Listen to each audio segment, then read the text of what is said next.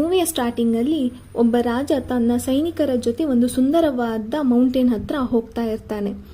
ಆ ಮೌಂಟೇನ್ನ ಒಂದು ಗುಹೆ ಒಳಗಡೆ ಒಂದು ಡ್ರ್ಯಾಗನ್ ವಾಸಿಸ್ತಾ ಇರುತ್ತೆ. ಈ ರಾಜ ಅದನ್ನ ಹಂಟ್ ಮಾಡಬೇಕು ಅಂದರೆ ಬೇಟೆ ಮಾಡಬೇಕು ಅಂತ ಹೋಗ್ತಾ ಇರ್ತಾನೆ. ಆ ಮೌಂಟೇನ್ ಅನ್ನು ತಲುಪಿದ ನಂತರ ಡ್ರ್ಯಾಗನ್ ಶಬ್ದ ಮಾಡ್ತಾ ಇರೋ ಕಡೆ ಗುಹೆ ಒಳಗಡೆ ತನ್ನ ಸೈನಿಕರಿಗೆ ಲೈನಿನಲ್ಲಿ ನಿಂತ್ಕೊಳ್ಳೋಕ್ಕೆ ಹೇಳಿ ಅಲ್ಲಿ ನೋಡ್ತಾ ಇರುವಾಗ ನಮ್ಮ ಡ್ರ್ಯಾಗನ್ನ ಎಂಟ್ರಿ ಆಗುತ್ತೆ. ಅದು ತನ್ನ ಒಂದೇ ಒಂದು ಉಗುಳಿನಿಂದ ಅಲ್ಲಿದ್ದ ಎಲ್ಲ ಸೈನಿಕರನ್ನ ಒಂದೇ ಸಲ ಸುಟ್ಟು ಸಾಯಿಸಿಬಿಡುತ್ತೆ ಈ ಡ್ರ್ಯಾಗನ್.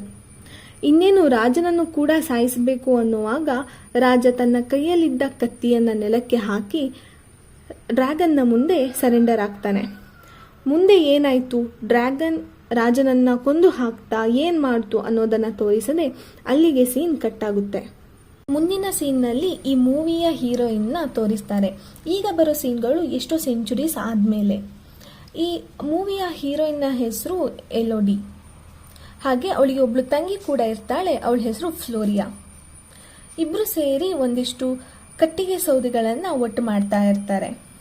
ಆ ಊರಿನ ಜನರಿಗೆ ತಿನ್ನೋಕೆ ಫುಡ್ ಕೂಡ ಇರಲ್ಲ, ತುಂಬಾ ಕಷ್ಟದಲ್ಲಿ ಇರ್ತಾರೆ. ಆ ಇಬ್ಬರು ಅಕ್ಕ ತಂಗಿ ಕಟ್ಟಿಗೆಗಳನ್ನ ಒಟ್ಟು ಮಾಡಿಕೊಂಡು ತಮ್ಮ ಪೇರೆಂಟ್ಸ್ನ ಅಂದ್ರೆ ತಂದೆ ತಾಯಿನ ಮೀಟ್ ಮಾಡಲಿಕ್ಕೆ ಹೋದಾಗ ಅವರು ಸೀಕ್ರೆಟ್ ಆಗಿ ಒಂದು ರೆಡ್ ಕಲರ್ ಡ್ರೆಸ್ ಹಾಕೊಂಡಿರೋ ಲೇಡಿ ಹತ್ರ ಮಾತಾಡ್ತಾ ಇರ್ತಾರೆ. ಆ ರೆಡ್ ಕಲರ್ ಡ್ರೆಸ್ ಹಾಕೊಂಡಿರೋ ಲೇಡಿ ಎಲೋಡಿ ಹತ್ರ ಬಂದು ನೀನ್ ತಾನೇ ಎಲೋಡಿ ಅಂತ ಹೇಳಿ ಅವಳ ಪೇರೆಂಟ್ಸ್ ಹತ್ರ ಅವಳು ಮಾಡ್ತಾಳೆ ಅಂತ ಏನು ಸಸ್ಪಿಷಿಯಸ್ ಆಗಿ ಹೇಳಿ ನಾವು ನಿಮ್ಮ ಡಿಸಿಷನ್ಗೆ ವೇಟ್ ಮಾಡ್ತಾ ಇದ್ದೀವಿ ಅಂತ ಹೇಳಿ ಒಂದು ಲೆಟರ್ನ ಕೊಟ್ಟು ಹೋಗ್ತಾರೆ. ಇಲ್ಲಿ ಎಲೋಡಿಯ ಪೇರೆಂಟ್ಸ್ ತುಂಬಾನೇ ಟೆನ್ಷನ್ ಅಲ್ಲಿ ಇರ್ತಾರೆ. ಎಲೋಡಿಗೆ ಕೂಡ ಏನಾಗ್ತಿದೆ ಅಂತಾನೆ ಗೊತ್ತಾಗ್ತಾ ಇರಲ್ಲ. ಫಾದರ್ ಅಂದ್ರೆ ಎಲೋಡಿಯ ತಂದೆ ಟೆನ್ಷನ್ ಅಲ್ಲಿ ಆ ಲೆಟರ್ನ ಓಪನ್ ಮಾಡ್ತಾರೆ. ಎಲೋಡಿ ಏನಾಗ್ತಿದೆ, ಯಾರದು ಅಂತೆಲ್ಲ ಕ್ವೆಶ್ಚನ್ ಮಾಡ್ತಾನೆ ಇರ್ತಾಳೆ. ಹಾಗೆ ನಮ್ಗೆ ಗೊತ್ತಾಗುತ್ತೆ ಎಲೋಡಿಗೆ ಸ್ವಂತ ಅಮ್ಮ ಇರಲ್ಲ, ಅವರ ತಂದೆ ಎರಡನೇ ಮದುವೆ ಆಗಿ ಇರ್ತಾರೆ. ಎಲೋಡಿ ಮತ್ತೆ ಅವಳ ತಂದೆ ಹತ್ತಿರ ಏನದು ಅಂತ ಕೇಳಿದಾಗ ಅವಳ ತಂದೆ ಕ್ವೀನ್ ಆಫ್ ಆರಿಯಾ ಅಂತ ಹೇಳಿ ನಗ್ತಾರೆ.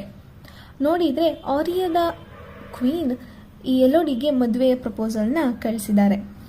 ಎಲೋಡಿಗೆ ಶಾಕ್ ಆಗುತ್ತೆ, ಯಾರು ಏನು ಅಂತ ಗೊತ್ತಿಲ್ಲದೆ ಹೇಗೆ ಮದುವೆ ಆಗೋದು ಅಂತ.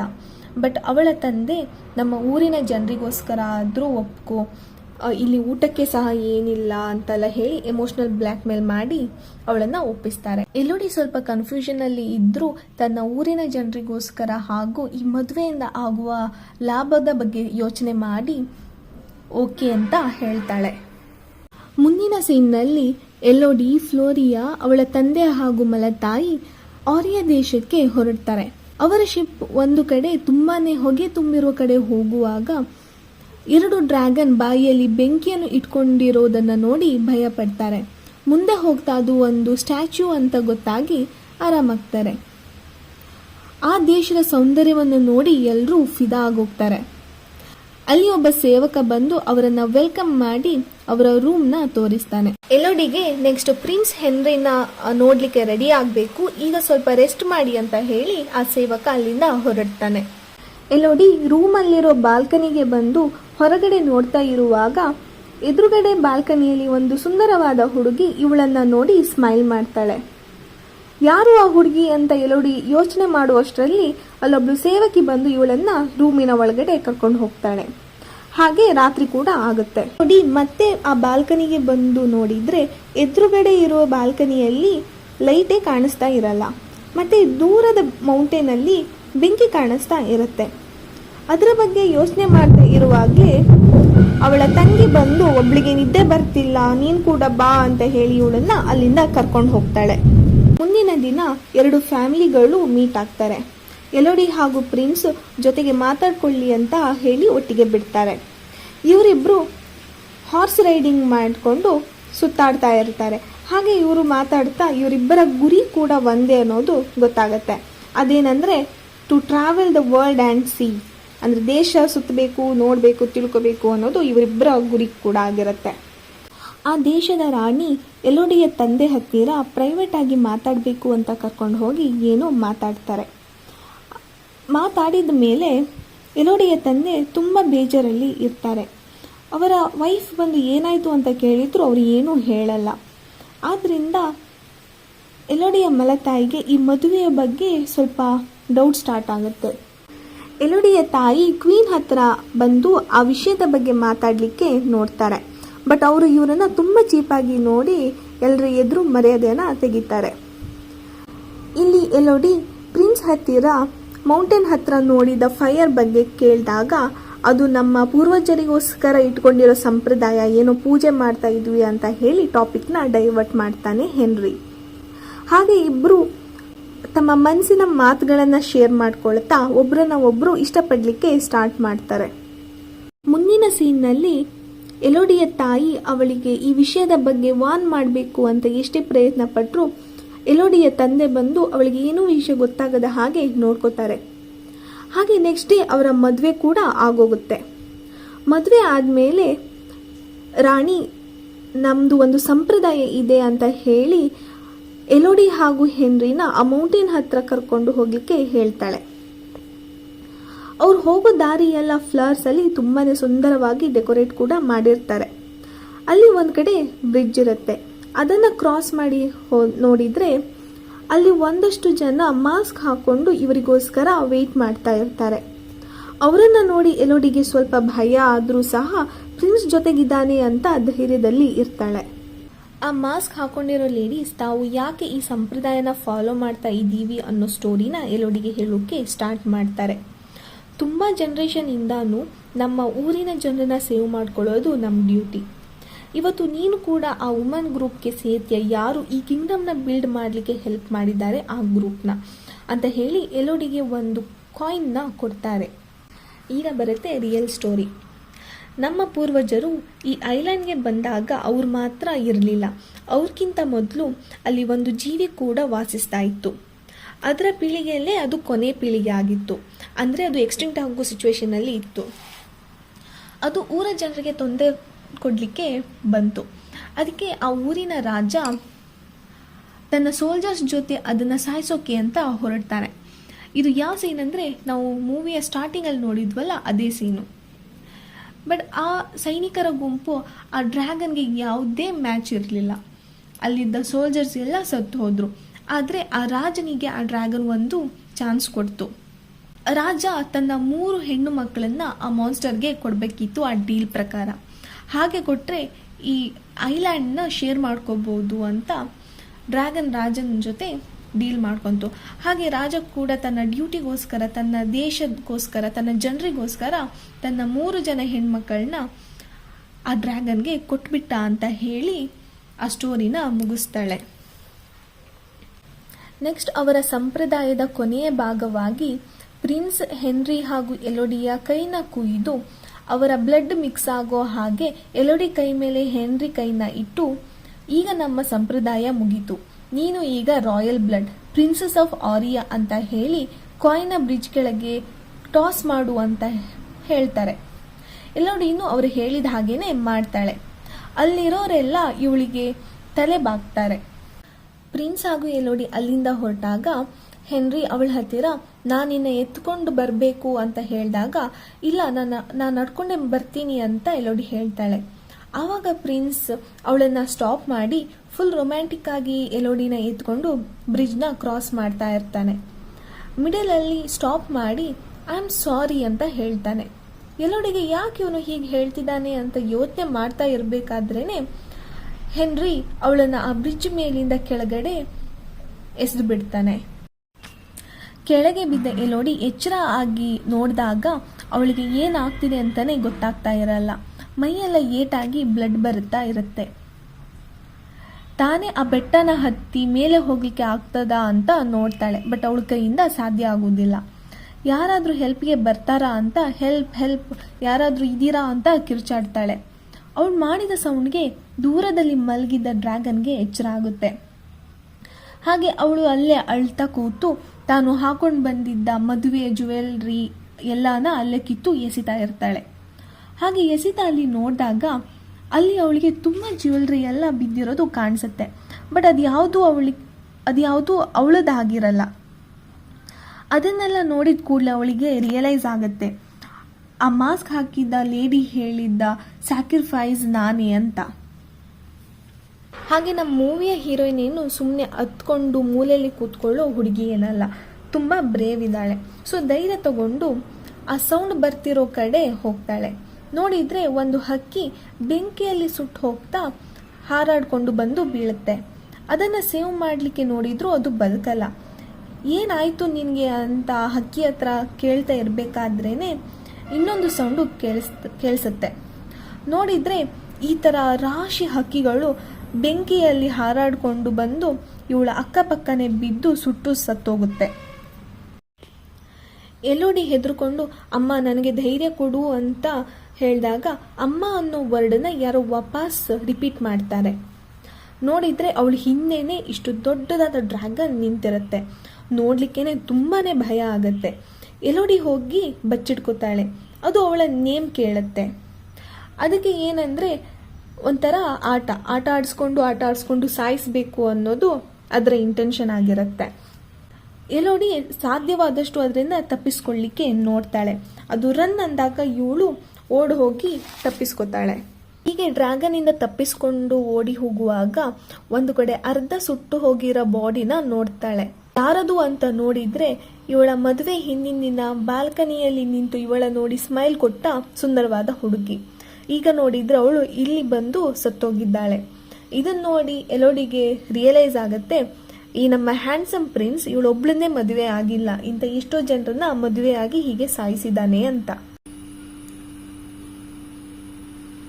ಎಲೋಡಿ ಡ್ರ್ಯಾಗನ್ ಇಂದ ತಪ್ಪಿಸ್ಕೊಂಡು ಒಂದು ಚಿಕ್ಕ ಹೋಲ್ ಒಳಗಡೆ ಹೋಗ್ಲಿಕ್ಕೆ ಪ್ರಯತ್ನ ಪಡ್ತಾಳೆ. ಆದರೆ ಅವಳು ಹಾಕೊಂಡಿರುವ ಡ್ರೆಸ್ ಆ ಹೋಲ್ ಒಳಗಡೆ ಹೋಗ್ಲಿಕ್ಕಾಗದೆ ಅವಳ ಕಾಲು ಆ ಬೆಂಕಿಯಿಂದ ಸುಟ್ಟು ಹೋಗುತ್ತೆ. ಆವಾಗ ಎಲೋಡಿ ತನ್ನ ಡ್ರೆಸ್ನೇ ಕಟ್ ಮಾಡಿಕೊಂಡು ಆ ಗಾಯಕ್ಕೆ ಬ್ಯಾಂಡೇಜ್ ಮಾಡ್ಕೋತಾಳೆ. ಹಾಗೆ ಆ ಹೋಲ್ ಚಿಕ್ಕದಿರೋದ್ರಿಂದ ಡ್ರ್ಯಾಗನ್ಗೆ ಅದ್ರ ಒಳಗಡೆ ಬರೋಕ್ಕಾಗಲ್ಲ. ಇವಳು ದಾರಿನ ಹುಡ್ಕೊಳ್ಳೋಕೆ ಸ್ಟಾರ್ಟ್ ಮಾಡ್ತಾಳೆ. ಅಲ್ಲಿ ಇಲ್ಲಿ ಸಿಕ್ಕಾಕೊಂಡು ತೆವಳ್ಕೊಂಡು ಕೊನೆಗೂ ಒಂದ್ ಕಡೆ ಬಂದು ಸೇರ್ತಾಳೆ. ಅಲ್ಲಿ ಒಂದ್ ಕಡೆ ಒಂಥರ ವೈಟ್ ಬೆಳಕು ಕಾಣಿಸ್ತಾ ಇರತ್ತೆ. ಆವಾಗ ಎಲೋಡಿ ಧೈರ್ಯ ಮಾಡಿಕೊಂಡು ಪ್ರಿನ್ಸ್ ಹಾಕಿದ ರಿಂಗ್ನ ಅಲ್ಲೇ ಎಸ್ದು ತನ್ನ ಮುಂದಿನ ದಾರಿನ ನೋಡ್ಕೋತಾಳೆ. ಮುಂದೆ ಹೋಗ್ಬೇಕು ಅಂದ್ರೆ ಮಿಡಲ್ ಅಲ್ಲಿ ಒಂದು ದೊಡ್ಡ ಗ್ಯಾಪ್ ಇರುತ್ತೆ. ಬಟ್ ಅಲ್ಲಿನ ಬ್ರಿಡ್ಜ್ ಕಟ್ ಆಗಿರುತ್ತೆ. ಅವಳು ತನ್ನ ಹತ್ರ ಇರುವ ಚಾಕುವಿನ ಹೆಲ್ಪ್ ಇಂದ ಹೇಗೋ ಅಲ್ಲಿಂದ ಪಾರಾಗಿ ಆ ಲೈಟ್ ಹತ್ರ ಬರ್ತಾಳೆ. ಆ ವೈಟ್ ಲೈಟ್ ಏನಂತ ಹೇಳಿದ್ರೆ ಏನೋ ಒಂಥರ ಹುಳಗಳು, ಒಂಥರ ಮಿಂಚುಳ ಟೈಪ್ ಇರುತ್ತೆ. ಬಟ್ ಅದು ತುಂಬಾ ಸ್ಲೈಮಿಯಾಗಿ ಅಂಟಂಟಾಗಿ ಇರುತ್ತೆ. ಅದನ್ನ ನೋಡಿ ಎಲೋಡಿಗೆ ಒಂದು ಐಡಿಯಾ ಬರುತ್ತೆ. ತನ್ನ ಡ್ರೆಸ್ನ ಸ್ಲೀವ್ಸ್ನ ಹರಿದು ಅದ್ರ ಒಳಗಡೆ ಆ ಹುಳಗಳನ್ನ ಹಾಕಿ ಲ್ಯಾಂಪ್ ತರ ಮಾಡಿ ಅದನ್ನ ಯೂಸ್ ಮಾಡ್ಕೋತಾಳೆ. ಅಲ್ಲೇ ಪಕ್ಕದಲ್ಲಿ ಒಂದು ಕೊಳ ಇರುತ್ತೆ. ನೀರು ಕುಡಿಯೋಣ ಅಂತ ಹೋದ್ರೆ ಆ ನೀರು ತುಂಬಾ ಕೆಟ್ಟದಾಗಿ ಇರುತ್ತೆ. ಅಟ್ಲೀಸ್ಟ್ ಅಲ್ಲೇ ಬೀಳ್ತಿರೋ ವಾಟರ್ ಡ್ರಾಪ್ಸ್ನಾದ್ರೂ ಕುಡಿಯುವ ಅಂತ ಬಾಯಿ ಕಳ್ಕೊಂಡು ಕಣ್ಣು ಮುಚ್ಕೊಂಡು ನಿಂತಿದ್ದಾಗ ಸಡನ್ ಆಗಿ ಅಲ್ಲಿರೋ ಐಸ್ ಎಲ್ಲ ಮೆಲ್ಟ್ ಆಗ್ಲಿಕ್ಕೆ ಸ್ಟಾರ್ಟ್ ಆಗುತ್ತೆ. ನೋಡಿದ್ರೆ ಡ್ರ್ಯಾಗನ್ ಅಲ್ಲಿಗೂ ಬಂದು ಇವಳ ಹತ್ರ ಬೆಂಕಿ ಉಗುಳುತ್ತೆ. ಎಲೋಡಿ ಡ್ರ್ಯಾಗನ್ ಇಂದ ಹೇಗೋ ತಪ್ಪಿಸ್ಕೊಂಡು ಒಂದು ಕಡೆ ಬಂದು ಸೇರ್ತಾಳೆ. ಅಲ್ಲಿ ಆ ಗುಹೆಯ ಒಳಗಡೆ ಸೇಫ್ ಹಿಯರ್ ಅಂದ್ರೆ ಇಲ್ಲಿ ಸುರಕ್ಷಿತವಾಗಿರ್ಬೋದು ಅಂತ ಯಾರೋ ಬರ್ದಿರ್ತಾರೆ. ಹಾಗೆ ಪ್ರಿನ್ಸ್ ಹೆನ್ರಿ ಮದುವೆ ಆಗಿರುವ ಎಷ್ಟೋ ಹುಡುಗಿಯರು ಈ ಗುಹೆಯ ಒಳಗಡೆ ಬಿದ್ದ ನಂತರ ಇಲ್ಲಿಯ ತನಕ ರೀಚ್ ಆದ ಮೇಲೆ ತಮ್ಮ ತಮ್ಮ ಹೆಸರುಗಳನ್ನ ಆ ಗುಹೆಯ ಗೋಡೆಯ ಮೇಲೆ ಬರ್ದಿಟ್ಟಿರ್ತಾರೆ. ಇಷ್ಟೆಲ್ಲ ನೇಮ್ಸ್ಗಳನ್ನ ನೋಡಿದೆ ಎಲೋಡಿಗೆ ತುಂಬಾ ಬೇಜಾರಾಗುತ್ತೆ ಹಾಗೂ ಭಯ ಕೂಡ ಆಗುತ್ತೆ. ಹಾಗೂ ಡ್ರ್ಯಾಗನ್ ಇಂದ ತನ್ನ ಕಾಲ್ ಸುಟ್ಟು ಹೋಗಿದ್ರಿಂದ ಅವಳಿಗೆ ತುಂಬಾ ನೋವು ಸ್ಟಾರ್ಟ್ ಆಗಿ ಅಲ್ಲೇ ನರಳಾಡ್ಕೊಂಡು ಮಲಗಿಬಿಡ್ತಾಳೆ. ಎಲೋಡಿ ಮಲಗಿದ್ದಾಗ ತನ್ನ ಕನಸಲ್ಲಿ ಅಲ್ಲಿ ಗುಹೆ ಒಳಗಡೆ ಬಂದಿರೋ ಎಲ್ಲಾ ಹುಡುಗಿಯರು ಸಹ ಕಾಣಿಸ್ತಾ ಇರ್ತಾರೆ. ಅವರು ಹೇಗೆಲ್ಲ ಕಷ್ಟಪಟ್ಟರು, ಹೇಗೆ ಡ್ರ್ಯಾಗನ್ ಇಂದ ತಪ್ಪಿಸ್ಕೊಳ್ಳಿಕ್ಕೆ ಪ್ರಯತ್ನ ಪಟ್ಟರು ಎಲ್ಲ ಕೂಡ ಅವಳ ಕನಸಲ್ಲಿ ಕಾಣಿಸ್ತಾ ಇರುತ್ತೆ. ಹಾಗೆ ಎಲೋಡಿ ಗೋಡೆಯ ಮೇಲೆ ವಿಕ್ಟೋರಿಯಾ ಅನ್ನೋ ಹೆಸರನ್ನು ಕೂಡ ನೋಡಿರ್ತಾಳೆ. ಅವಳ ಕನಸಲ್ಲಿ ವಿಕ್ಟೋರಿಯಾ ಬಂದು ಇಟ್ಸ್ ಅಲ್ಲ ಇದೆಲ್ಲ ಸುಳ್ಳು ಅಂತ ಹೇಳಿದ್ದು ಕೇಳಿಸುತ್ತೆ. ಅದನ್ನು ಕೇಳಿದಾಗ ಎಲೋಡಿ ಹೆದರ್ಕೊಂಡು ಸಡನ್ ಆಗಿ ಎದ್ದು ಬಿಡ್ತಾಳೆ. ಅವಳು ಎದ್ದು ನೋಡಿದ್ರೆ ಅವಳು ತನ್ನ ಸ್ಲೀವ್ಸ್ ಅಲ್ಲಿ ತಂದ ಹುಳಗಳೆಲ್ಲ ಇವಳ ಕಾಲಲ್ಲಿ ಆಗಿದ್ದ ಸುಟ್ಟ ಗಾಯನ್ನೆಲ್ಲ ತಿಂದು ಅದನ್ನ ಗುಣಪಡಿಸಿರುತ್ತೆ. ಇದನ್ನ ನೋಡಿ ಅವಳಿಗೆ ತುಂಬಾನೇ ಶಾಕ್ ಆಗುತ್ತೆ. ಅಲ್ಲೇ ಒಂದು ಮ್ಯಾಪ್ ಕೂಡ ಬಿಡಿಸಿರ್ತಾರೆ ಯಾರು. ಅದನ್ನ ನೋಡಿ ತಾನು ಹೇಗೆ ಎಸ್ಕೇಪ್ ಆಗಬೇಕು ಅನ್ನೋದನ್ನ ಇವಳೇ ಪ್ಲಾನ್ ಮಾಡ್ಕೋತಾಳೆ. ಅವಳು ಹಾಗೆ ಯೋಚನೆ ಮಾಡ್ತಾ ಇರಬೇಕಾದ್ರೆ ಎಲ್ಲೋ ಒಂದ್ ಕಡೆ ಕ್ರಿಸ್ಟಲ್ಗಳ ಸೌಂಡ್ ಆಗುತ್ತೆ. ಅದನ್ನ ಕೇಳಿಸ್ಕೊಂಡು ಅವಳು ಅದರ ಹತ್ತಿರ ಬರ್ತಾಳೆ. ಆ ಕ್ರಿಸ್ಟಲ್ಸ್ಗಳ ಹತ್ತಿರ ಒಂದು ಕ್ರೋನ್ ಕೂಡ ಇರುತ್ತೆ, ಅಂದ್ರೆ ಕಿರೀಟ ಇರುತ್ತೆ. ಅದರಲ್ಲಿ ವಿ ಅಂತ ಬರ್ದಿರುತ್ತೆ. ಅದನ್ನ ನೋಡಿ ಇದು ವಿಕ್ಟೋರಿಯಾದ ಕಿರೀಟ ಅಂತ ಅವಳಿಗೆ ಅರ್ಥ ಆಗುತ್ತೆ. ಆ ಕ್ರಿಸ್ಟಲ್ಸ್ ಹೇಗೆ ಇರುತ್ತೆ ಅಂದ್ರೆ ಎತ್ತರದಲ್ಲಿರುತ್ತೆ. ಅದನ್ನ ಹತ್ತುಕೊಂಡು ಇವಳು ಪಾರಾಗಬೇಕು ಅನ್ನೋದು ಇವಳಿಗೆ ಅರ್ಥ ಆಗುತ್ತೆ. ಖುಷಿಯಲ್ಲಿದ್ದ ಇವಳಿಗೆ ನಿರಾಸೆ ಕಾದಿತ್ತು. ಯಾಕಂದ್ರೆ ಅವಳು ಮೇಲೆ ಹತ್ತಿ ಹೋಗಿ ನೋಡಿದಾಗ ಆ ಡೋರ್ ಆ ಮೌಂಟೇನ್ನ ಮೇಲ್ಗಡೆ ಇತ್ತು. ಅವಳು ಅಲ್ಲಿಂದ ಎಷ್ಟು ಮೇಲೆ ಇದ್ಲು ಅಂದ್ರೆ ಕೆಳಗಡೆ ಇರೋರಿಗೆ ಇವಳು ಕೂಗಿದರೂ ಸಹ ಕೇಳಿಸುವುದಿಲ್ಲ. ಹಾಗೆ ಅವಳು ಬೇಜಾರಲ್ಲಿ ಕೂತ್ಕೊಂಡು ನೋಡುವಾಗ ಅವಳ ಪಕ್ಕನೆ ಒಂದು ಅಸ್ಥಿಪಂಜರ ಕೂಡ ಇರುತ್ತೆ. ಎಲೋಡಿಗೆ ಅಲ್ಲಿ ಬಿದ್ದಿದ್ದ ಸ್ಕೆಲಿಟನ್ ನೋಡಿ ಶಾಕ್ ಆಗತ್ತೆ. ನಾಟ್ ಸೇಫ್ ಹಿಯರ್ ಅಂತ ವಿಕ್ಟೋರಿಯಾ ಬರೆದು ಅಲ್ಲೇ ಸತ್ತು ಹೋಗಿರ್ತಾಳೆ. ಇದನ್ನ ನೋಡಿ ನನ್ನ ಹಣೆ ಬರಹದಲ್ಲಿ ಸಹ ಇಷ್ಟೇ ಇರುವುದು ಅಂತ ಅವಳು ಅನ್ಕೊಂಡು ಬೇಜಾರ್ ಪಡ್ತಿರುವಾಗ ಡ್ರ್ಯಾಗನ್ ಆ ಡೋರ್ ಹತ್ತಿರ ಬಂದು ಎಸ್ಕೇಪ್ ಆಗ್ಲಿಕ್ಕೆ ಆಗುವುದಿಲ್ಲ ಅಂತ ಹೇಳಿ ಇನ್ನೇನು ಅವಳಿಗೆ ಬೆಂಕಿನ ಉಗುಳಬೇಕು ಅನ್ಕೊಳ್ಳುವಾಗ ಯಾರೋ ಕೆಳಗಡೆಯಿಂದ ಎಲೋಡಿ ಅಂತ ಕರೆಯೋದು ಕೇಳಿಸುತ್ತೆ. ಯಾರದು ಅಂತ ಡ್ರ್ಯಾಗನ್ ಎಲೋಡಿನ ಅಲ್ಲೇ ಬಿಟ್ಟು ನೋಡ್ಲಿಕ್ಕೆ ಹೋಗುತ್ತೆ. ಇಲ್ಲಿ ಎಲೋಡಿಯ ಫಾದರ್ಗೆ ತಾನು ಮಾಡಿದ್ದು ತಪ್ಪು ಅಂತ ಗೊತ್ತಾಗಿ ತನ್ನ ಮಗಳನ್ನ ಸೇವ್ ಮಾಡಿ ಕರ್ಕೊಂಡು ಹೋಗ್ಬೇಕು ಅಂತ ಅಲ್ಲಿಗೆ ಬಂದಿರ್ತಾರೆ. ಅವರು ಎಲೋಡಿನ ಎಲ್ಲ ಕಡೆ ಹುಡುಕ್ತಾ ಇರ್ತಾರೆ.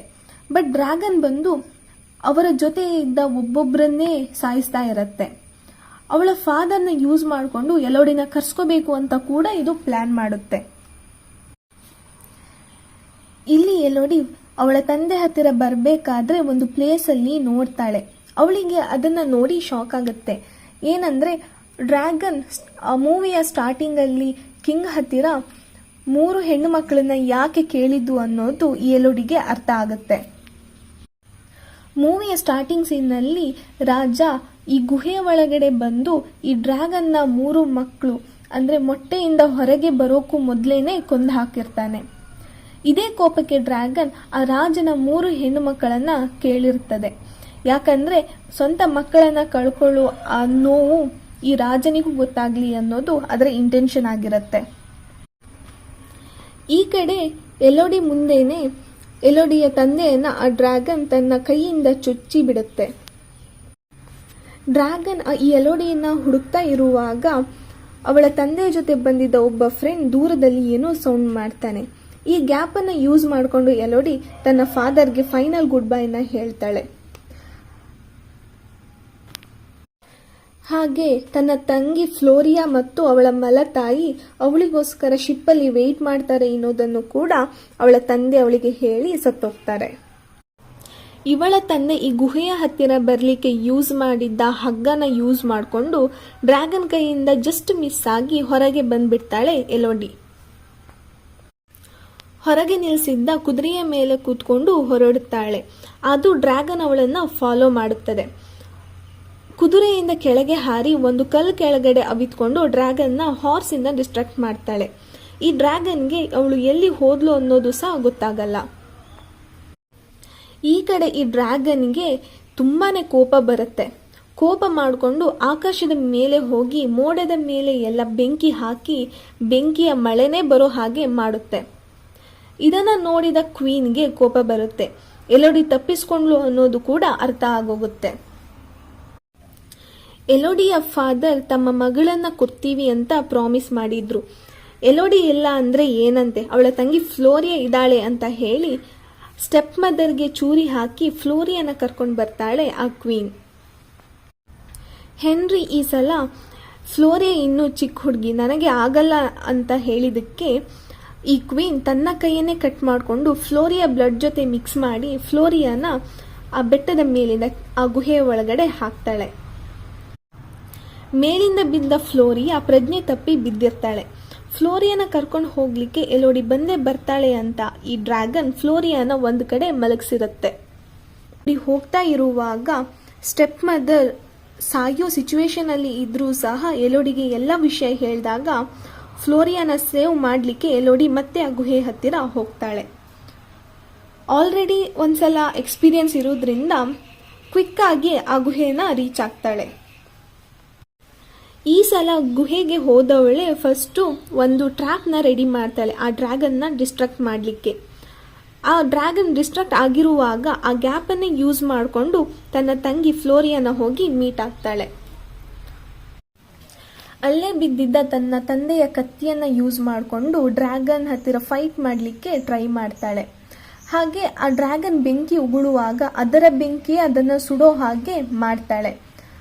ಆವಾಗ ಡ್ರ್ಯಾಗನ್ ನೋವಿನಿಂದ ಒದ್ದಾಡುವಾಗ ನಾವು ಈ ರಾಜನ ಮಕ್ಕಳಲ್ಲ ಅಂತ ಸತ್ಯನ ಹೇಳ್ತಾಳೆ.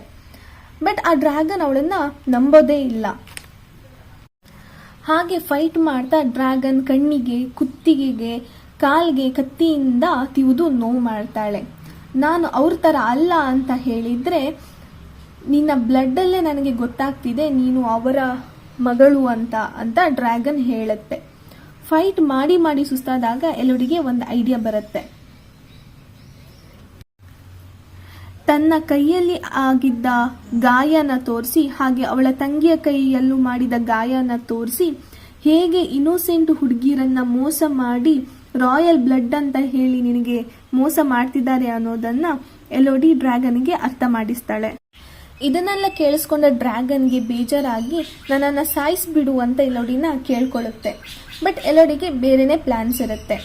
ಅವಳು ಆ ಗಾಯನ ಹುಷಾರು ಮಾಡುವ ಆ ಹುಳಗಳನ್ನು ಡ್ರ್ಯಾಗನ್ ಮೈ ಮೇಲೆ ಬಿಟ್ಟು ಡ್ರ್ಯಾಗನ್ ಗುಣ ಆಗುವ ಹಾಗೆ ಮಾಡ್ತಾಳೆ. ಇತ್ತ ಅರಮನೆಯಲ್ಲಿ ಆ ಕ್ವೀನ್ ಪ್ರಿನ್ಸ್ ಹೆನ್ರಿಗೆ ಇನ್ನೊಂದು ಮದುವೆ ಮಾಡಲಿಕ್ಕೆ ಎಲ್ಲ ತಯಾರಿನ ಮಾಡ್ಕೊಂಡಿರ್ತಾಳೆ. ಇನ್ನೇನು ಮದುವೆ ಆಗಬೇಕು ಅನ್ನುವಾಗ ಎಲೋಡಿ ಅಲ್ಲಿಗೆ ಎಂಟ್ರಿ ಕೊಡ್ತಾಳೆ. ಅವಳನ್ನ ನೋಡಿದ ಎಲ್ರಿಗೂ ತುಂಬಾ ಶಾಕ್ ಆಗುತ್ತೆ. ಯಾಕಂದರೆ ಅವಳಿನ್ನೂ ಸತ್ತಿಲ್ವಾ ಅಂದ್ಕೊಂಡು. ಆವಾಗ ಪ್ರಿನ್ಸ್ ಭಯ ಪಡ್ಕೊಂಡು ಅವಳಿಗೆ ಎಕ್ಸ್ಪ್ಲನೇಷನ್ ಕೊಡಬೇಕು ಅಂತ ಹೋಗುವಾಗ ಕ್ವೀನ್ ಅವನನ್ನು ತಡೆದು ಸುಮ್ಮನಿರು ಅಂತ ಸೈಲೆಂಟ್ ಮಾಡಿಸ್ತಾಳೆ. ಎಲೋಡಿ ಅಲ್ಲೇ ನಿಂತಿದ್ದ ಆ ಹೊಸ ಮದುಮಗಳಿಗೆ ನೀನು ನಿನ್ನ ಮನೆಯವರು ಬಚಾವಾಗಿ ಓಡಿ ಹೋಗಿ ಅಂತ ಹೇಳ್ತಾಳೆ. ಹಾಗೆ ಅಲ್ಲಿರೋ ಎಲ್ರಿಗೂ ಒಂದು ಲಾಸ್ಟ್ ಚಾನ್ಸ್ ಕೊಡ್ತಾರೆ. ಓಡಿ ಹೋಗೋರು ಓಡೋಗ್ಬಿಡಿ ಅಂತ ಹೇಳ್ತಾಳೆ. ಆವಾಗ ತುಂಬ ಜನ ಅಲ್ಲಿಂದ ತಪ್ಪಿಸ್ಕೊಂಡು ಹೋಗ್ತಾರೆ. ಬಟ್ ಈ ಕ್ವೀನ್, ಪ್ರಿನ್ಸ್ ಎಲ್ಲರೂ ಅಲ್ಲೇ ನಿಂತಿರ್ತಾರೆ. ಅದೇ ಸಮಯಕ್ಕೆ ಅಲ್ಲಿಗೆ ಆ ಡ್ರ್ಯಾಗನ್ ಕೂಡ ಬರುತ್ತೆ. ಅದನ್ನ ನೋಡಿದ ಎಲ್ರಿಗೂ ತುಂಬಾ ಭಯ ಆಗಲಿಕ್ಕೆ ಸ್ಟಾರ್ಟ್ ಆಗುತ್ತೆ. ಡ್ರ್ಯಾಗನ್ಗೆ ತನಗೆ ಮೋಸ ಆಯಿತು ಅಂತ ಕೋಪದಲ್ಲಿ ಬೆಂಕಿ ಉಗುಳಿ ಅಲ್ಲಿದ್ದ ಎಲ್ಲರನ್ನ ಸಾಯಿಸುತ್ತೆ. ಹಾಗೆ ಇಡೀ ಪ್ಯಾಲೇಸ್ ಅನ್ನು ಕೂಡ ಸುಟ್ಟು ಹಾಕಿಬಿಡುತ್ತೆ. ಎಲೋಡಿ ಉರಿದಿರೋ ಪ್ಯಾಲೇಸಿಂದ ಹೊರಗಡೆ ನಡ್ಕೊಂಡು ಬರ್ತಾ ಇರಬೇಕಾದ್ರೆ ಡ್ರ್ಯಾಗನ್ ಅವಳಿಗೆ ನೆರಳು ಕೊಡೋ ಥರ ಅವಳ ಮೇಲೇನೆ ಹಾರಾಡ್ತಾ ಇರುತ್ತೆ. ಸೀನ್ ಕಟ್ ಮಾಡಿದ್ರೆ ಎಲೋಡಿ ತನ್ನ ಮಲತಾಯಿ ಹಾಗೂ ತನ್ನ ತಂಗಿಗೆ ಗುಡ್ ಬೈ ಹೇಳಿ ಶಿಪ್ಪಲ್ಲಿ ಹೊರಡ್ತಾಳೆ. ಎಲ್ಲಿಗೆ ಅಂತ ನೋಡಿದ್ರೆ ತನ್ನ ಡ್ರೀಮ್ನ ಫುಲ್ಫಿಲ್ ಮಾಡ್ಕೊಳ್ಳಿಕ್ಕೆ, ಅಂದರೆ ತನ್ನ ದೇಶನ ಸುತ್ತಲಿಕ್ಕೆ.